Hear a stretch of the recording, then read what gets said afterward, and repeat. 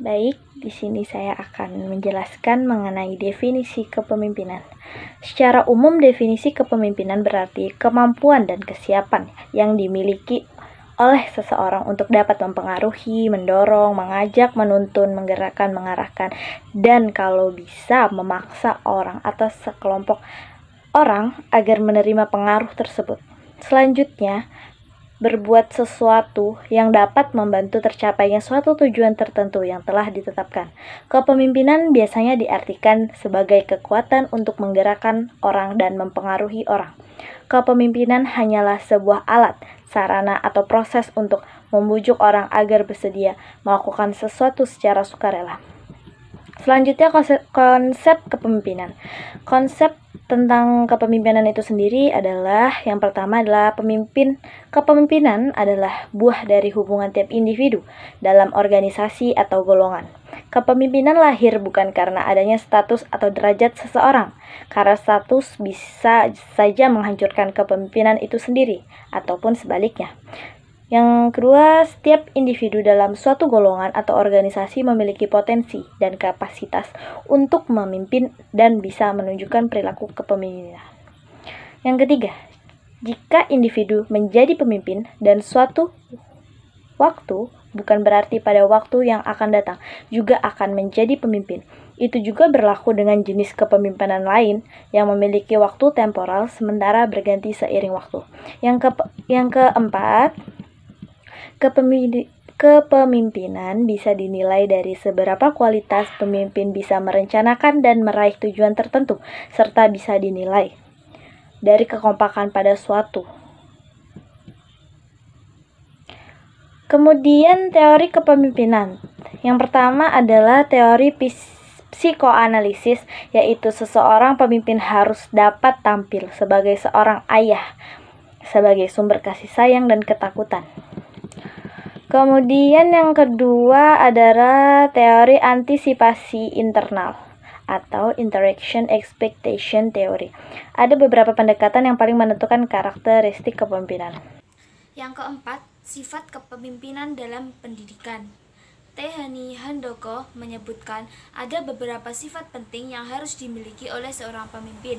Yang pertama yaitu kemampuan dalam kedudukannya sebagai pengawas atau pelaksanaan fungsi-fungsi manajemen, terutama pengawasan dan pengarahan pekerjaan orang lain.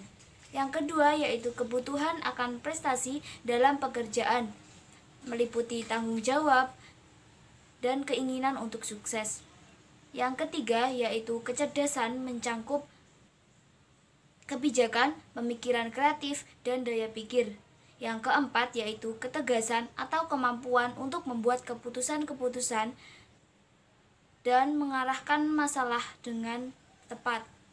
Yang kelima yaitu kepercayaan diri atau pandangan terhadap dirinya sebagai kemampuan untuk menghadapi masalah. Yang keenam yaitu inisiatif atau kemampuan. Yang kelima yaitu gaya kepemimpinan dalam pendidikan. Gaya dalam KBBI diartikan sebagai kesanggupan untuk berbuat atau kekuatan.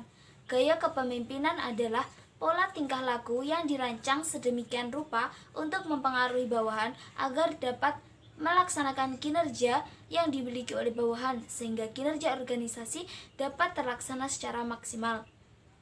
Gaya kepemimpinan dalam pendidikan adalah ciri atau karakteristik yang digunakan pemimpin dalam mengelola dan mencapai tujuan pendidikan yang sudah ditentukan. Beberapa contoh gaya kepemimpinan dalam pendidikan adalah gaya kepemimpinan autokratis, gaya kepemimpinan demokratis, gaya kepemimpinan delegatif, gaya kepemimpinan birokratis, gaya kepemimpinan laissez-faire, gaya kepemimpinan karismatis, gaya kepemimpinan otoriter, gaya kepemimpinan diplomatis, gaya kepemimpinan administratif, gaya kepemimpinan analitis, gaya kepemimpinan asertif, gaya kepemimpinan entrepreneur, gaya kepemimpinan visioner, gaya kepemimpinan situasional, dan lain sebagainya. Situasi atau organisasi lainnya. Yang kedua, model kepemimpinan Vero-Newton.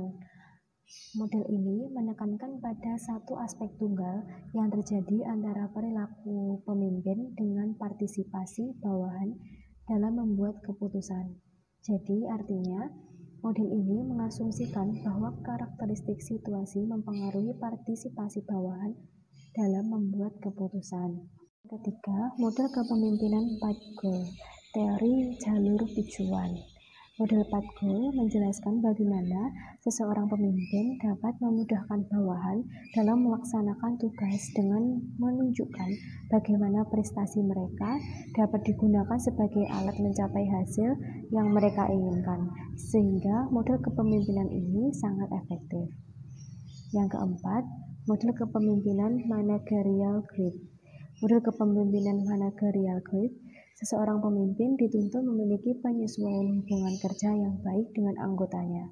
Selain itu, pemimpin harus lebih memikirkan tugas apa saja yang akan dicapainya, sehingga dapat dikatakan bahwa pemimpin harus memperhatikan proses, prosedur, tugas, kebijakan-kebijakannya dengan baik. Sekian dari kelompok kami. Apabila ada kesalahan kami mohon maaf. Wassalamualaikum warahmatullahi wabarakatuh.